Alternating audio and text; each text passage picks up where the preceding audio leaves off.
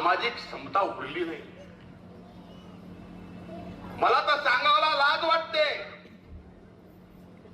या बीड जिल्ह्यामध्ये पोलिसाला सुद्धा स्वतःच आडनाव लावता येत नसेल तर ही सामाजिक समता आहे का सांगा.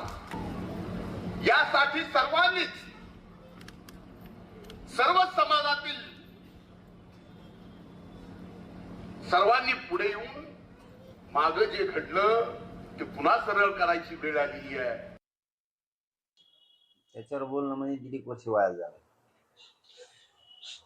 कामाला मग गुरु असं येऊत, त्यामुळे त्याच्यावर बोलणं नको, ते बोलायचं कामाचं नाही.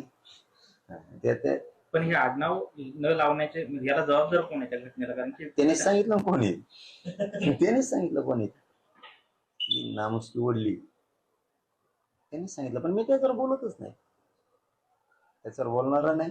आम्हाला देणं घेणं नाही. आड आला ना मग सुट्टी नाही.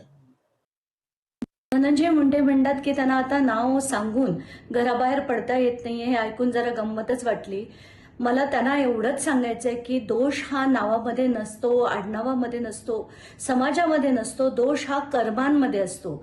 एक धनंजय मुंडे बघा आणि एक तुकाराम मुंडे बघा, दोघांच्या कर्म कशी वेगळी आहेत, दोघांचं कर्तृत्व किती वेगळं आहे. आणि एकाबद्दल आम्हाला प्रचंड अभिमान आहे. तुकाराम मुंडे कसे आहेत बघा, त्यांच्याकडनं काही शिका. आणि कुठल्याही समाजाला मात्र तुम्ही खेचू नका याच्यात. आम्हाला जो राग आहे तो त्या व्यक्तीच्या कर्मांचा आहे.